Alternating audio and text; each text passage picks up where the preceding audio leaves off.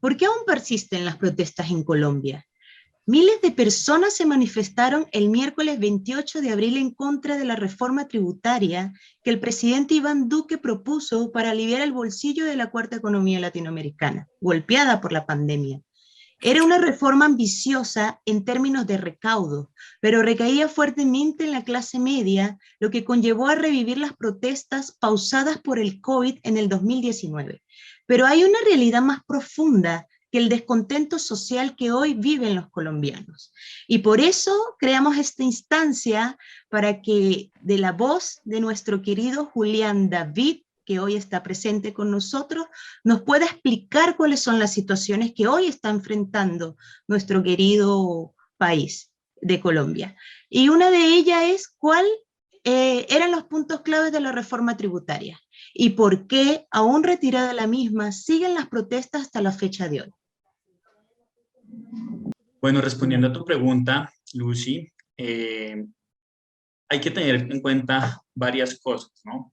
La primera de ellas es que ¿cuáles eran los puntos más importantes? Pues primero que todo se buscaba que el IVA, que es el impuesto al valor agregado, pues no aumentarlo, sino ponérselo a unos productos que estaban exentos, entre ellos la canasta familiar, algunos productos de la canasta familiar. ¿Qué es la canasta familiar? Son los productos básicos que pues, consumen las personas aquí en Colombia. Eso incluía sal, azúcar, entre otros elementos u otros productos que pues, son básicos para la ciudadanía, incluyendo huevo, carne, bueno, etcétera. Y el inconformismo en la clase, pues, en la población colombiana aumentó, y pues llegamos a un punto en el que pues, se convocaron manifestaciones masivas en medio de una pandemia, ¿sí?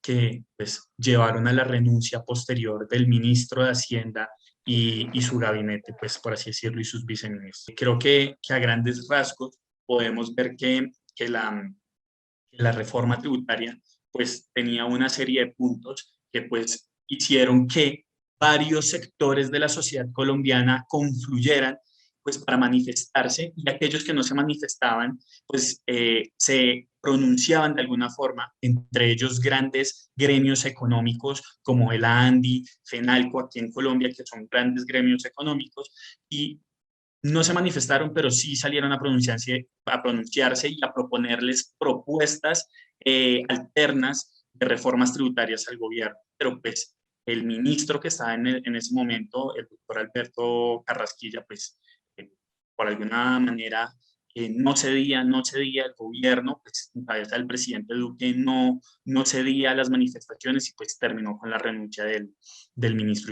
y sus asesores y viceministros. Quiero agradecer a todas las personas que han estado comentando en el chat, les damos las bienvenidas. ¿Cuál dirías tú que es la principal amenaza para la democracia en Colombia? El populismo, pero ante todo el populismo de izquierda, pero el populismo en general también es muy, muy amenazante.